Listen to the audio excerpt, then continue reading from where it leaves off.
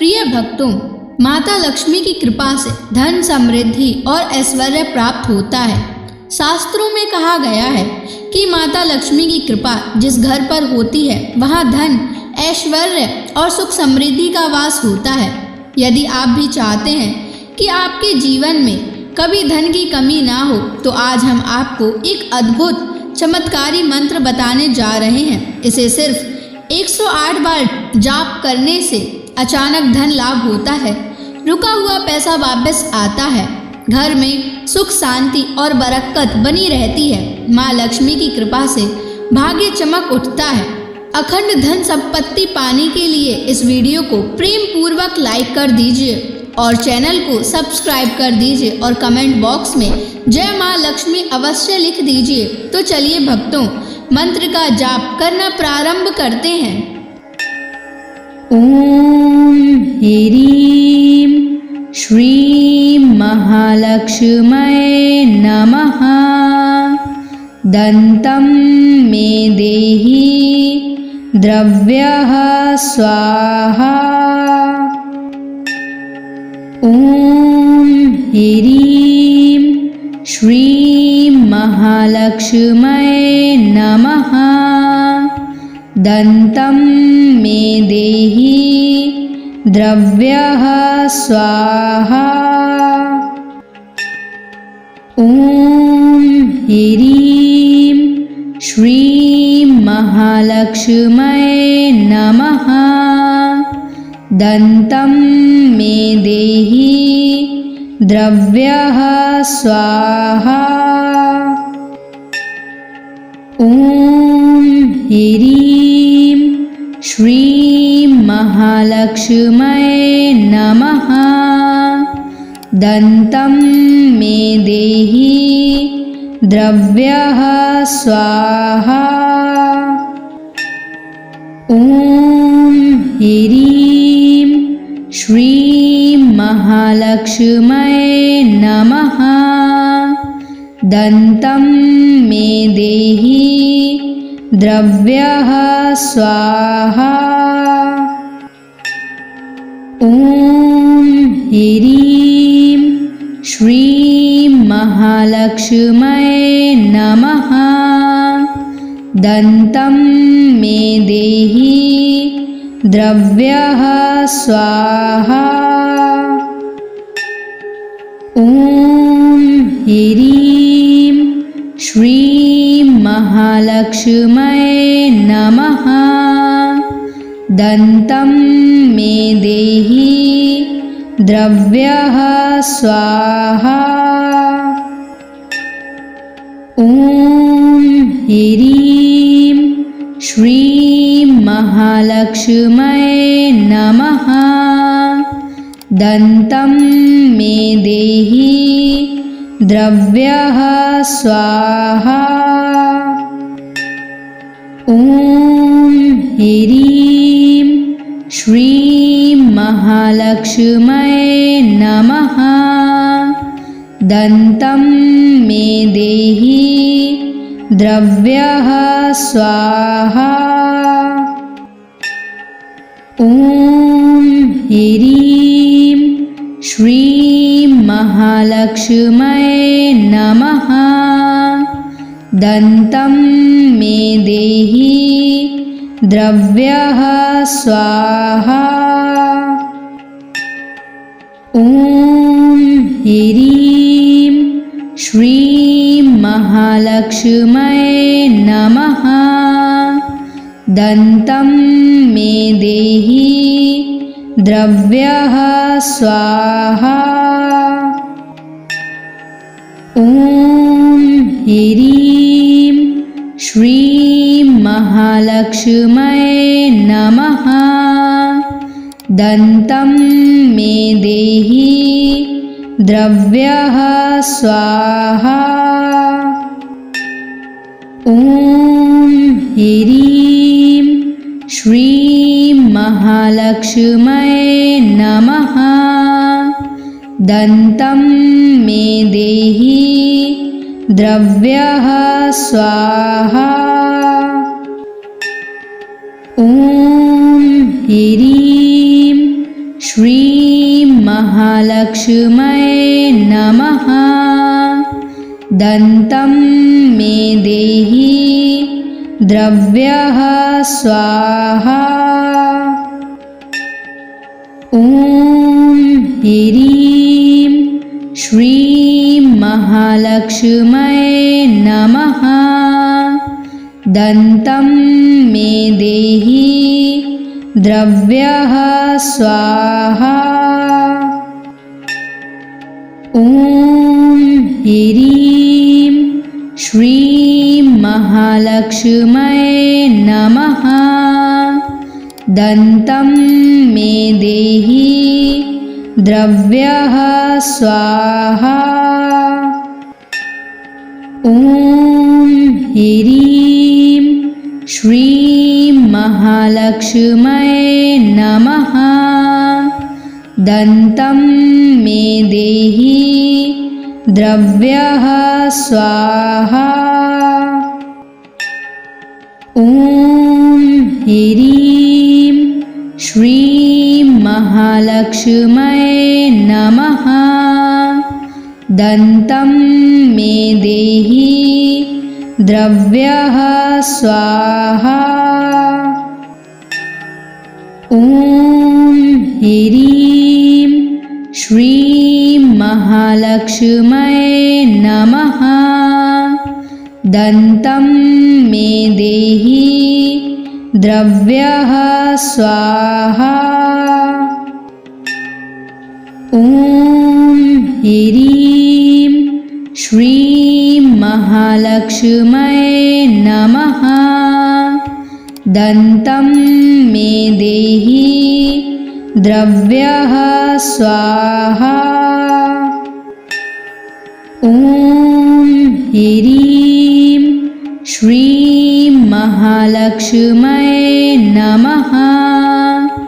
दन्तं मे देहि द्रव्यः स्वाहा। ॐ ह्रीं श्रीं महालक्ष्म्यै नमः। दन्तं मे देहि द्रव्यः स्वाहा। ॐ ह्रीं श्रीं महालक्ष्म्यै नमः। दन्तं मे देहि द्रव्यः स्वाहा। ॐ ह्रीं श्रीं महालक्ष्म्यै नमः। दन्तं मे देहि द्रव्यः स्वाहा। ॐ ह्रीं श्रीं महालक्ष्म्यै नमः। दन्तं मे देहि द्रव्यः स्वाहा। ॐ ह्रीं श्रीं महालक्ष्म्यै नमः। दन्तं मे देहि द्रव्यः स्वाहा। ॐ ह्रीं श्रीं महालक्ष्म्यै नमः। दन्तं मे देहि द्रव्यः स्वाहा। ॐ ह्रीं श्रीं महालक्ष्म्यै नमः। दन्तं मे देहि द्रव्यः स्वाहा। ॐ ह्रीं श्रीं महालक्ष्म्यै नमः। दन्तं मे देहि द्रव्यः स्वाहा। ॐ ह्रीं श्रीं महालक्ष्म्यै नमः। दन्तं मे देहि द्रव्यः स्वाहा। ॐ ह्रीं श्रीं महालक्ष्म्यै नमः। दन्तं मे देहि द्रव्यः स्वाहा। ॐ ह्रीं श्रीं महालक्ष्म्यै नमः। दन्तं मे देहि द्रव्यः स्वाहा। ॐ ह्रीं श्रीं महालक्ष्म्यै नमः। दन्तं मे देहि द्रव्यः स्वाहा। ॐ ह्रीं श्रीं महालक्ष्म्यै नमः। दन्तं मे देहि द्रव्यः स्वाहा। ॐ ह्रीं श्रीं महालक्ष्म्यै नमः। दन्तं मे देहि द्रव्यः स्वाहा। ॐ ह्रीं श्रीं महालक्ष्म्यै नमः। दन्तं मे देहि द्रव्यः स्वाहा। ॐ ह्रीं श्रीं महालक्ष्म्यै नमः। दन्तं मे देहि द्रव्यः स्वाहा। ॐ ह्रीं श्रीं महालक्ष्म्यै नमः। दन्तं मे देहि द्रव्यः स्वाहा। ॐ ह्रीं श्रीं महालक्ष्म्यै नमः। दन्तं मे देहि द्रव्यः स्वाहा। ॐ ह्रीं श्रीं महालक्ष्म्यै नमः। दन्तं मे देहि द्रव्यः स्वाहा।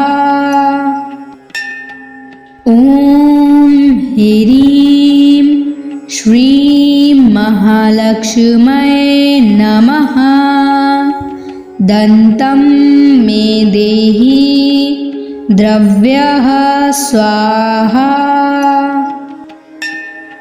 ॐ ह्रीं श्रीं महालक्ष्म्यै नमः।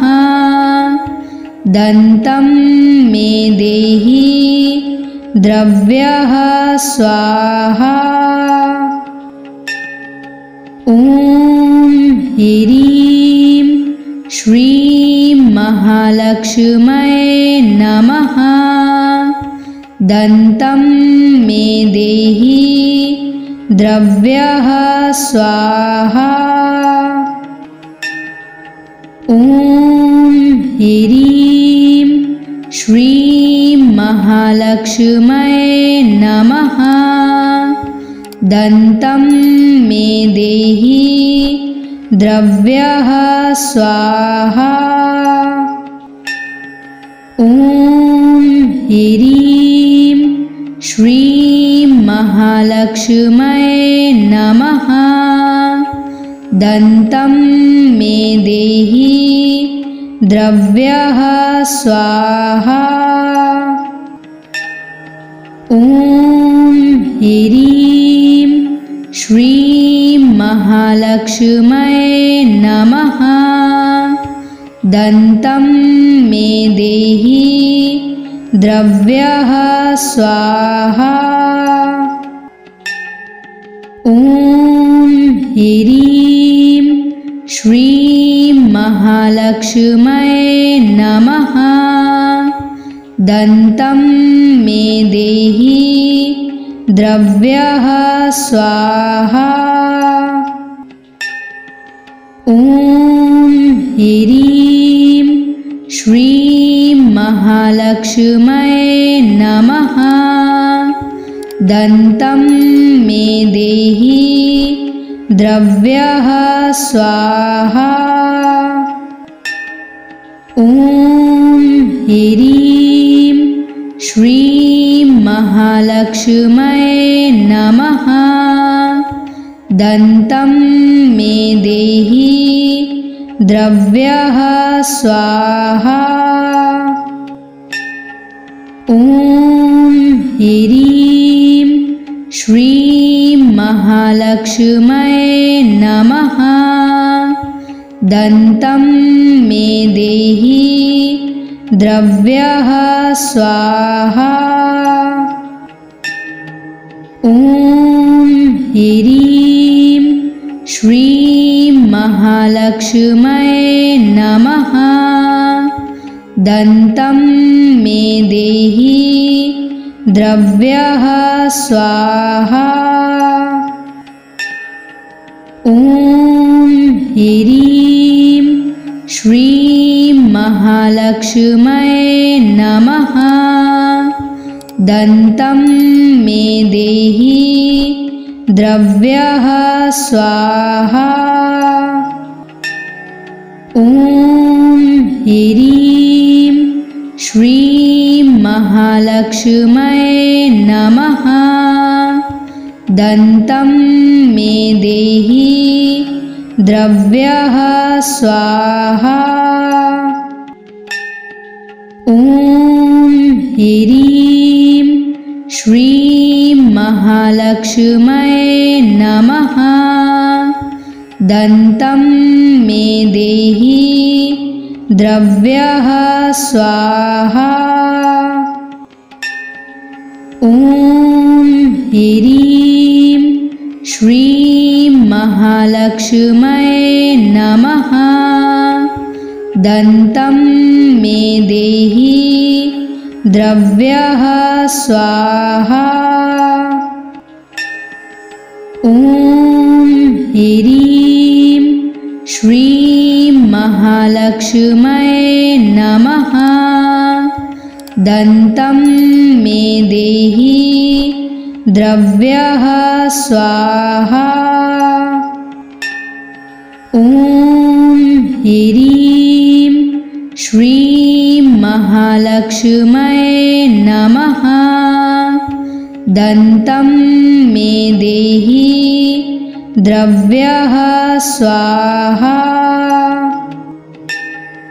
ॐ ह्रीं श्रीं महालक्ष्म्यै नमः। दन्तं मे देहि द्रव्यः स्वाहा। ॐ ह्रीं श्रीं महालक्ष्म्यै नमः। दन्तं मे देहि द्रव्यः स्वाहा। ॐ ह्रीं श्रीं महालक्ष्म्यै नमः। दन्तं मे देहि द्रव्यः स्वाहा। ॐ ह्रीं श्रीं महालक्ष्म्यै नमः। दन्तं मे देहि द्रव्यः स्वाहा। ॐ ह्रीं श्रीं महालक्ष्म्यै नमः। दन्तं मे देहि द्रव्यः स्वाहा। ॐ ह्रीं श्रीं महालक्ष्म्यै नमः। दन्तं मे देहि द्रव्यः स्वाहा। ॐ ह्रीं श्रीं महालक्ष्म्यै नमः। दन्तं मे देहि द्रव्यः स्वाहा। ॐ ह्रीं श्रीं महालक्ष्म्यै नमः। दन्तं मे देहि द्रव्यः स्वाहा। ॐ ह्रीं श्रीं महालक्ष्म्यै नमः। दन्तं मे देहि द्रव्यः स्वाहा। ॐ ह्रीं श्रीं महालक्ष्म्यै नमः। दन्तं मे देहि द्रव्यः स्वाहा। ॐ ह्रीं श्रीं महालक्ष्म्यै नमः। दन्तं मे देहि द्रव्यः स्वाहा।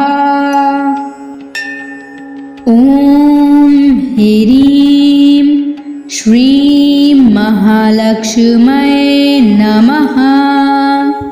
दन्तं मे देहि द्रव्यः स्वाहा। ॐ ह्रीं श्रीं महालक्ष्म्यै नमः। दन्तं मे देहि द्रव्यः स्वाहा। ॐ ह्रीं श्रीं महालक्ष्म्यै नमः। दन्तं मे देहि द्रव्यः स्वाहा। ॐ ह्रीं श्रीं महालक्ष्म्यै नमः। दन्तं मे देहि द्रव्यः स्वाहा। ॐ ह्रीं श्रीं महालक्ष्म्यै नमः। दन्तं मे देहि द्रव्यः स्वाहा। ॐ ह्रीं श्रीं महालक्ष्म्यै नमः।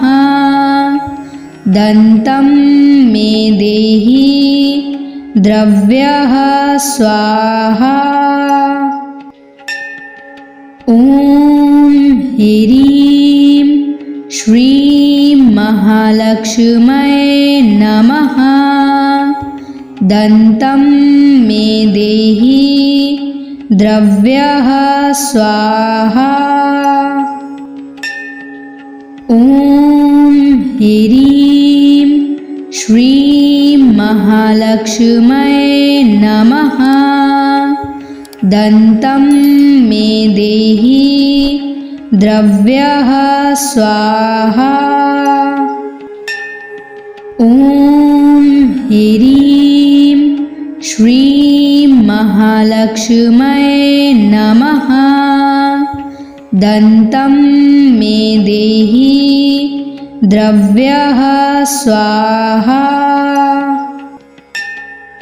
ॐ ह्रीं श्रीं महालक्ष्म्यै नमः। दन्तं मे देहि द्रव्यः स्वाहा। ॐ ह्रीं श्रीं महालक्ष्म्यै नमः। दन्तं मे देहि द्रव्यः स्वाहा।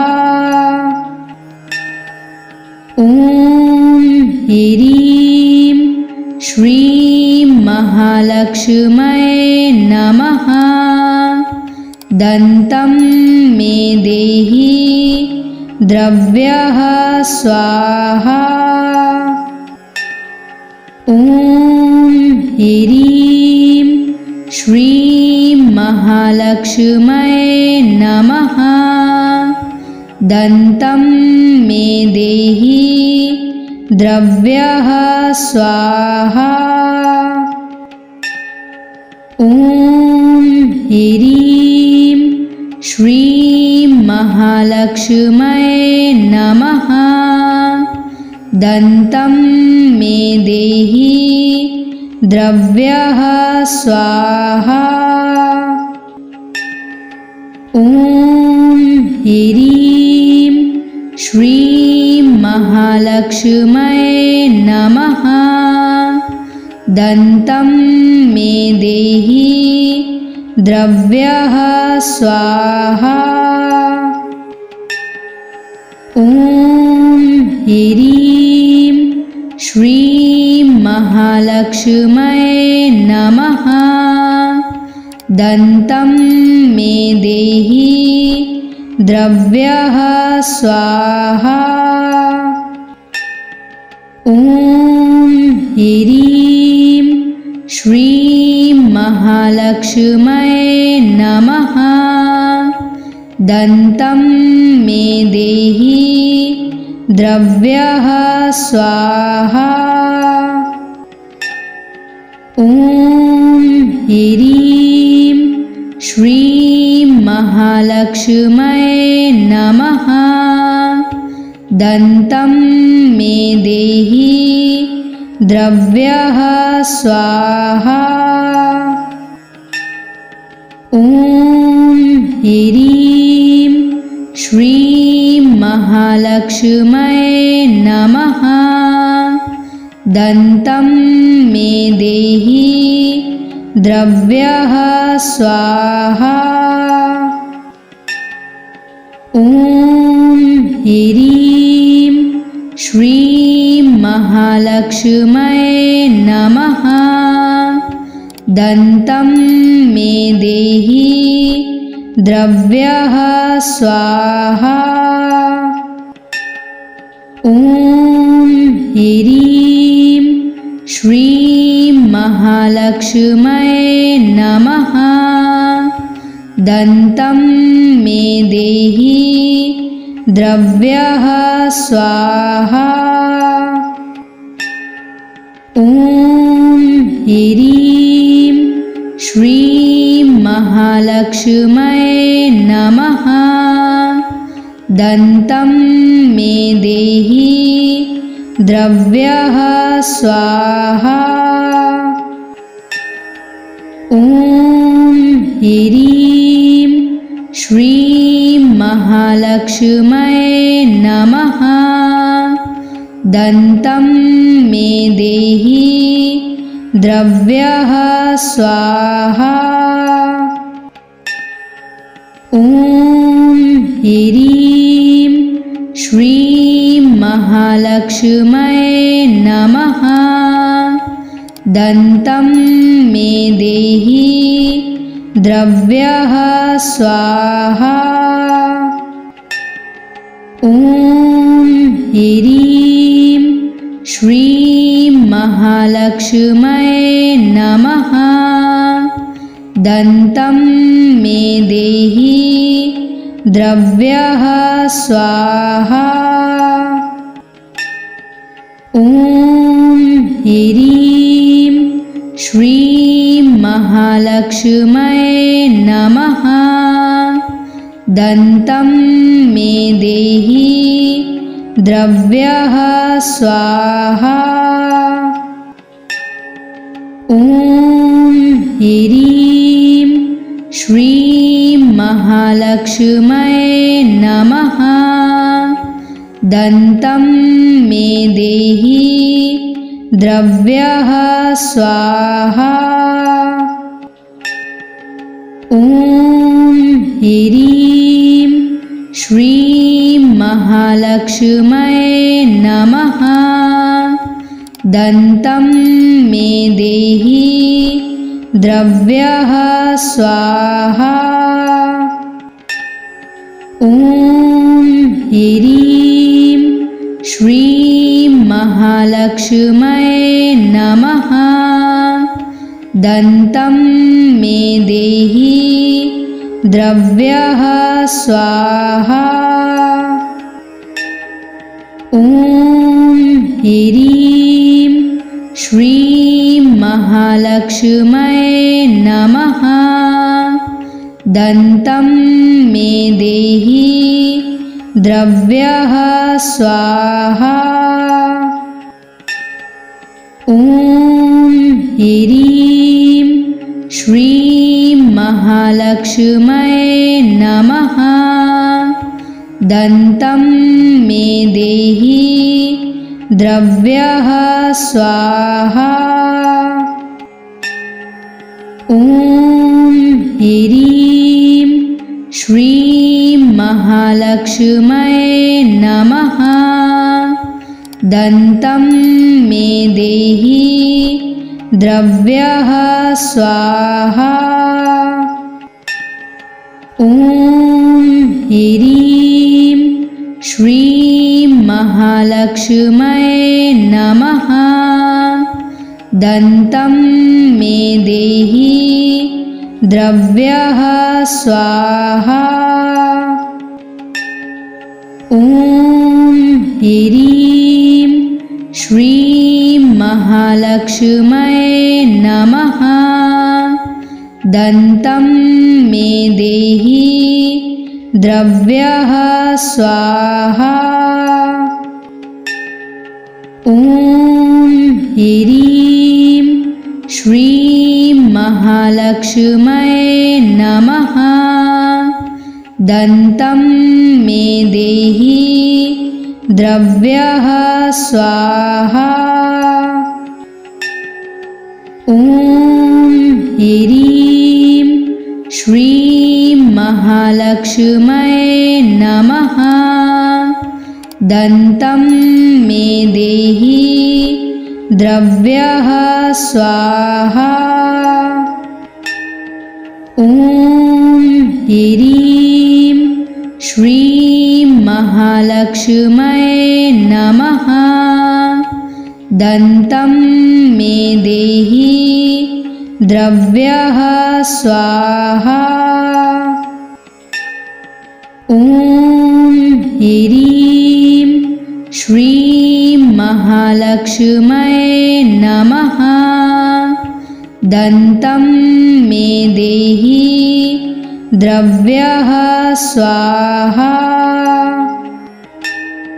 ॐ ह्रीं श्रीं महालक्ष्म्यै नमः। दन्तं मे देहि द्रव्यः स्वाहा। ॐ ह्रीं श्रीं महालक्ष्म्यै नमः। दन्तं मे देहि द्रव्यः स्वाहा। ॐ ह्रीं श्रीं महालक्ष्म्यै नमः। दन्तं मे देहि द्रव्यः स्वाहा। ॐ ह्रीं श्रीं महालक्ष्म्यै नमः। दन्तं मे देहि द्रव्यः स्वाहा।